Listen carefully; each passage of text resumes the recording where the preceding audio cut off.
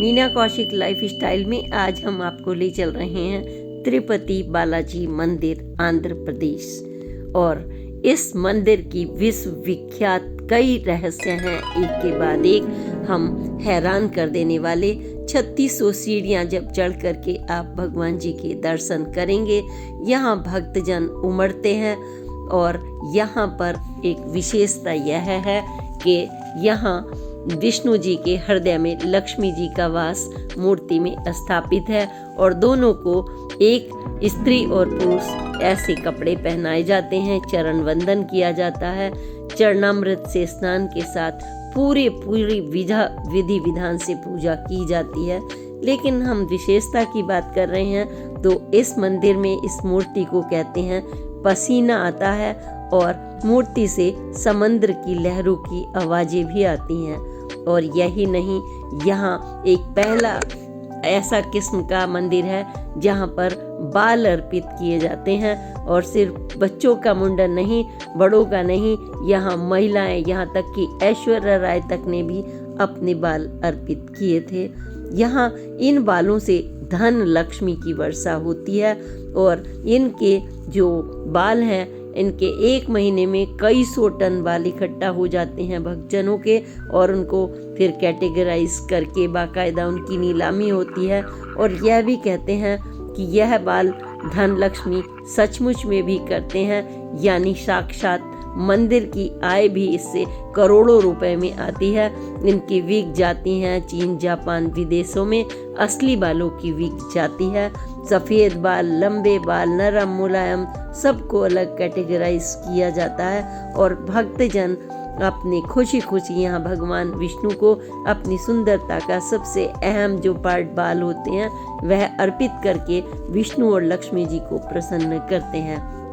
और यहाँ पर एक ऐसा दिया जलता है जिसमें घी और तेल नहीं पड़ता। 5000 वर्ष पुराने इस मंदिर में कब किसने देखा कि पहला दिया कब जला था, लेकिन वो निरंतर जलता ही रहता है। यह मूर्ति का रहस्य है। आज हमने आपके सामने इस पोस्ट में तमाम ऐसे तथ्य कि कैसे मंदिर पर आपको चढ़ना होता है, वहाँ पर एक बाल अंदर ले जाते हैं, पुरोहितों की पूरी व्यवस्था है। और ऐसा मंदिर कहते हैं, यह मंदिर तिरुपति बालाजी मंदिर, यह सबसे सर्वाधिक अमीर मंदिरों में गिना जाता है। यहाँ एकता कपूर प्रख्यात प्रोड्यूसर भी जाती हैं। देखिए पोस्ट। नमस्कार, मीना कौशिक लाइफ स्टाइल में आपका स्वागत है। आज का विषय है तिरुपति बालाजी का मंदिर, जहाँ एक या दो नहीं, इतने चमत्कार हो जाते हैं कि हम हैरान में रहते हैं। मूर्तियों के वहाँ पर जो है पसीने से लेकर के उनके बालों तक, और यही नहीं, ऐसे चमत्कार भी हैं कि हम वहाँ पर अपने सारे बाल दान दे करके आ जाते हैं। बच्चों का मुंडन नहीं, आदमी नहीं, बल्कि महिलाएं, युवतियाँ वहाँ पर पूरे पूरे अपने बाल अर्पित करके आती हैं। यह मंदिर तिरुपति बालाजी का यानी वेंकटेश्वर मंदिर भगवान विष्णु जी को समर्पित है। और इस मंदिर की जो आज हम विशेषता बता रहे हैं, इसकी कई विशेषताएं हैं। इनके जो मूर्ति है उसके अंदर हृदय में भगवान की वेंकटेश्वर जी के, विष्णु जी के, लक्ष्मी की मूर्ति भी दिखाई पड़ती है। इसलिए इनको स्त्री और पुरुष दोनों के कपड़े एक साथ पहनाए जाते हैं। लेकिन जब हम बाल की बात करें, सबसे पहले तो हम बात करेंगे इससे पहले कि वह किस जगह पर स्थापित है मंदिर। और यह रहस्यमय के पन्ने आज हम एक के बाद एक खोल रहे हैं भक्तों के लिए, क्योंकि जितने बाल दान करेंगे आप, उससे हजारों गुना आपके यहाँ धन आएगा। कहते हैं जो एक बार इस मंदिर के दर्शन कर लेता है, उनके पास धन और संपदा की कमी नहीं रहती। तो यह मंदिर है आंध्र प्रदेश में चित्तूर जिले में तिरुमला पर्वत के ऊपर विराजमान है। यह भगवान विष्णु जी के अवतार हैं वहाँ पर वेंकटेश्वर स्वामी और उनकी पत्नी पद्यावती। मंदिर में अगर हम मूर्ति की बात करें तो मंदिर की तो भव्यता भारतीय शैली का उत्कृष्ट नमूना है। आप देखेंगे तो हैरत में रह जाएंगे, इतनी कारीगरी, इतनी मीनाकारी देखते ही बनती है। बेमिसाल है मंदिर का निर्माण। लेकिन जब हम मूर्ति की बात कर रहे हैं तो मूर्ति पर एक चोट का निशान भी है। अक्सर हम कहते हैं खंडित मूर्ति नहीं लगाते, लेकिन इसको चोट का नाम बोला जाता है और इस पर बाकायदा पुरोहित चंदन का लेप लगाते हैं जब वो उसको विशेष रूप से उनके बालों पर वो लगी थी, कोई ठुड्डी पर भी मानता है और बालों के उनके गुच्छे गिर गए थे। इसकी एक विशेष कहानी है। और यहाँ से जो प्रतिमा है इसके अंदर से समंदर की लहरों की आवाज़ भी आती है। यानी कितनी हम बात करेंगे एक के बाद एक क्यों और कैसे आती है। और कहते हैं यह मूर्ति स्वयं वेंकटेश्वर स्वामी जी की प्रकट हुई थी, इसका किसी ने निर्माण नहीं कराया। यह जो सीढ़ियाँ अगर हम चढ़ कर के जाएंगे यहाँ आंध्र प्रदेश में मंदिर की, तो 3600 सीढ़ियाँ हैं और 3600 सीढ़ियों में जब आप चढ़कर भगवान जी के दर्शन करते हैं तो उसमें से 500 सीढ़ियाँ आपको घुटनों के टेक बल चढ़कर जाना होता है इसमें। और मुंडन की बात तो सब कुछ हैरान कर देने वाली है, क्योंकि मूर्ति का पसीना ये वैज्ञानिक देखेंगे। लेकिन अगर हम बालों की बात कर रहे हैं तो बालों से पहले हम यह भी आपको बताना चाहेंगे कि मूर्ति को पसीना वास्तव में देखा जा सकता है।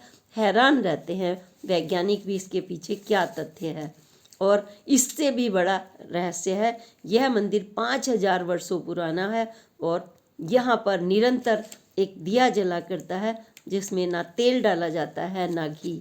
बिना घी और तेल के ऐसी कौन सी दैवीय शक्ति है उस दीपक को जलाए रखती है। यह भी अपने आप में एक बड़ा खोज का विषय है जो आज तक अभी कोई नहीं ढूंढ पाया। और पत्थर है, यहाँ पर पचाई कपूर चढ़ा उस पर लगाया जाता है। कहते हैं पचाई कपूर लगाने से पत्थर क्रैक हो जाते हैं, लेकिन यहाँ बालाजी पर इसका कोई फर्क नहीं पड़ा। यह भी सामने आ रही है घटना। अब हम बात करते हैं कि वहाँ पर जो प्रसाद की बात करें अगर, क्योंकि एक के बाद एक चमत्कार हों तो स्वयं सोचने को इंसान मजबूर हो जाता है। 23 किलोमीटर की दूरी से वहाँ से दूध, मक्खन, दही सारा प्रसाद वहाँ पर आता है, लेकिन वहाँ पर किसी को एंट्री नहीं दी जाती। उस गांव में बाहरी व्यक्ति को शुद्धता के साथ वहीं पर बनता है, वहीं आता है। बाहरी व्यक्ति वहाँ पर नहीं जा सकता। सीधे साधे सरल लोग होते हैं, वही वहाँ पर ला करके उस प्रसाद को अर्पित करते हैं। वहीं पर चढ़ता है, वहीं से खरीदा जाता है। बालों के बारे में जो आप ये हैरान में रह जाएंगे, जो मंदिर में बाल चढ़ते हैं ये करोड़ों रुपए की उससे मंदिर को इनकम होती है, कमाई इसकी भारी नीलामी लगती है। अब कहेंगे बाल और इनकी नीलामी, मुझे भी सोचकर हैरत में हुई थी मैं भी जब पहली बार पता चला। लेकिन यही एक निरंतर खोज है भारत में कि हर जगह चमत्कार का इसे देश कहा जाता है। और धन के मामले में तो हमारे मंदिर पहले से ही तमाम विदेशियों को आकर्षित करते रहे हैं। यह सर्वाधिक अमीर मंदिरों में से एक है। यहाँ पर कितना सोना है अथाह यह कहा नहीं जा सकता। लेकिन हाँ, बालों के बारे में अगर हम कहें तो जैसे कि कहते हैं आपने जितने बाल चढ़ाएं उसके हजारों गुना आपको धन मिलता है, संपदा मिलती है। तो इसकी नीलामी होती है और देश विदेशों में होती है, सिर्फ भारत में ही नहीं, यहाँ तक कि चीन जापान की तरफ भी सुना है कि वहाँ तक भी यहाँ के इन बालों के बने हुए विग वहाँ पर बेचे जाते हैं। यानी एक तरफ हम बाल अर्पित कर रहे हैं, एक तरफ हाँ हम कह रहे हैं माँ लक्ष्मी आपको धन देगी, लेकिन वहीं दूसरी तरफ आपके बाल धन लक्ष्मी स्वयं बने हुए हैं। वह मंदिर के करोड़ों रुपए की इनकम, एक या दो नहीं, क्योंकि 20,000 के लोग लगभग वहाँ अपना दान करते हैं बालों का, और वो भी पूरे गंजी, महिलाएं गंजी होकर के आती हैं, क्योंकि यानी कि बच्चे और जेंट्स, वहाँ पूरा पूरा परिवार जो जाता है वो मुंडन करा के आता है, क्योंकि हर एक का मन होता है कि जितनी हमारी मनोकामनाएं पूरी होंगी, जितने सिर पर बाल हैं उससे हजारों गुना फल की प्राप्ति होगी। तो कोई भी आदमी, मनुष्य तो स्वभाव से हमेशा प्रलोभन में भी होता है, और भगवान को प्रसन्न करने के लिए वह कुछ भी करता है। यह भारतीय मनुष्य की सादगी कहिए, आस्था कहिए या धार्मिक निष्ठा कहिए, कि भगवान को प्रसन्न करने के लिए हम कोई भी कठोर तपस्या जब करते हैं तो यही तपस्या हम अपना जो सबसे सुंदर हमारे शरीर का हिस्सा होता है वो बाल माने जाते हैं, क्योंकि बालों से सुंदरता बढ़ती है नारी की, पुरुष की, बच्चे की, और वही सुंदरता हम वहाँ पर अर्पित करते हैं ताकि भगवान प्रसन्न हो जाएं। और तब मंदिर जो प्रबंधन समिति है उन बालों की नीलामी करती है, फिर उनके बालों को कैटेगरी बनाई जाती है 1, 2, 3 में, सबसे अच्छे बाल, सफ़ेद बाल, मुलायम लंबे बाल, फिर उनको धो करके और पूरा उनको स्टरनाइज कर करके, और तब उनकी बोली बन के, और फिर विग वगैरह पूरा एक इसको वो कह सकते हैं कि पूरे प्रबंधन है इसका। तो यह तिरुपति बालाजी, आपने नाम तो खूब सुना होगा। जब बालाजी की बात करते हैं तो एकता कपूर स्वयं वहाँ पर दर्शन करने जाती हैं, और कहते हैं कि उन्होंने दर्शन किए थे तो उन माला माल, उनका नाम फेम वो कितना है उनका स्वयं आप जानते होंगे। ऐसे हजारों भक्तजन वहाँ पर जाते हैं, करोड़ोंपति लोग जाते हैं, दान देते हैं खूब वहाँ पर।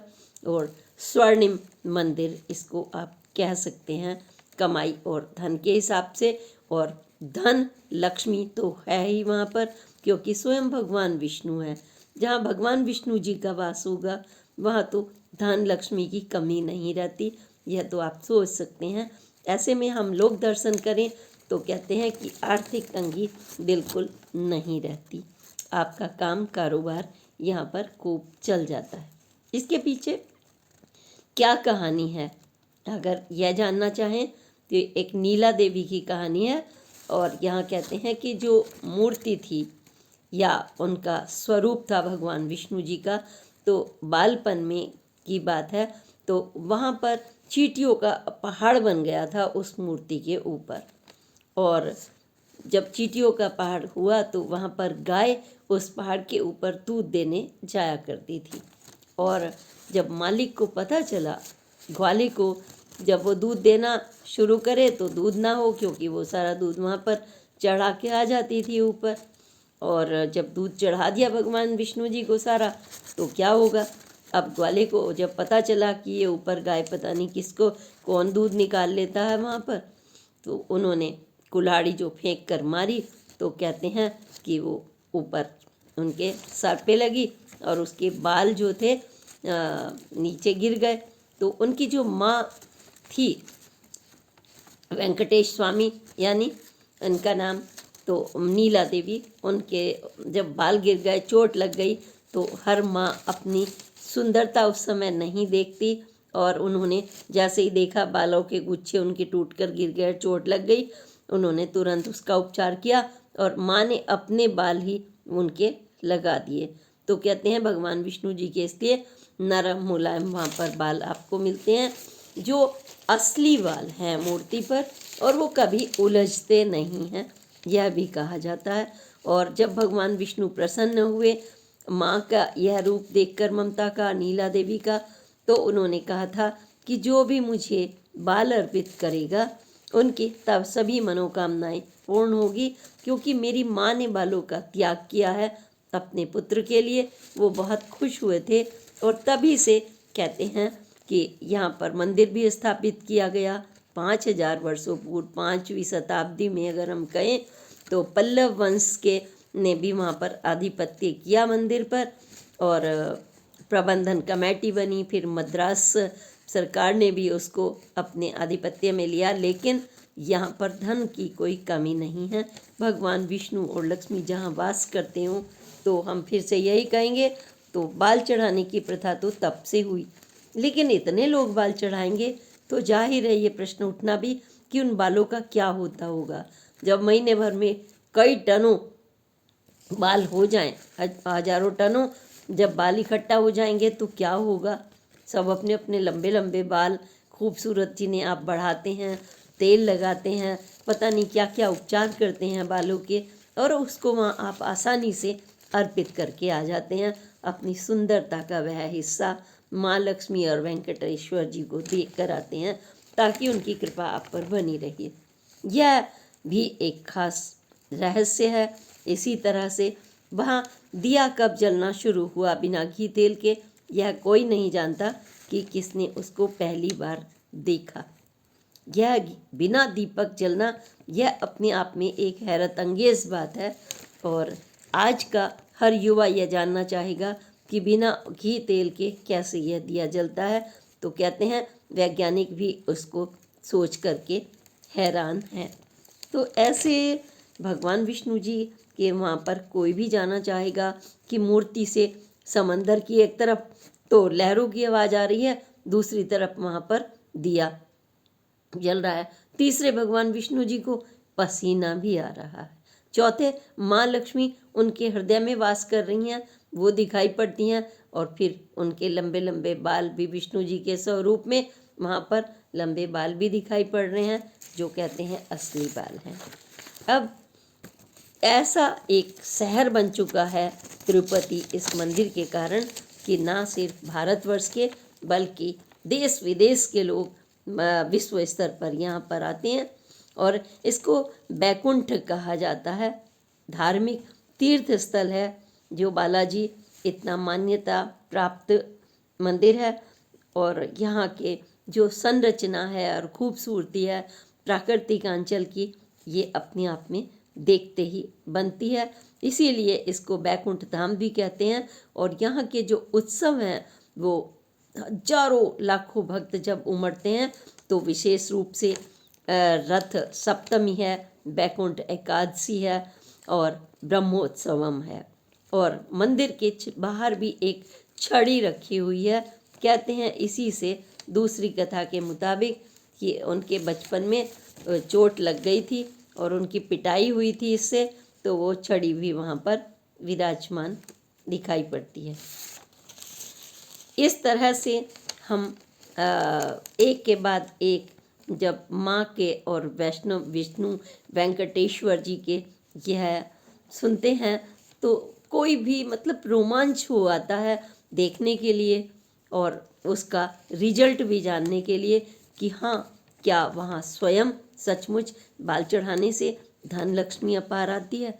कोई भी चाहेगा, और वो उस समय बिल्कुल लालच नहीं करेगा अपनी खूबसूरती का, क्योंकि हर कोई अपने बच्चों का पालनहार बनना चाहता है परिवार का, भगवान विष्णु जी की तरह।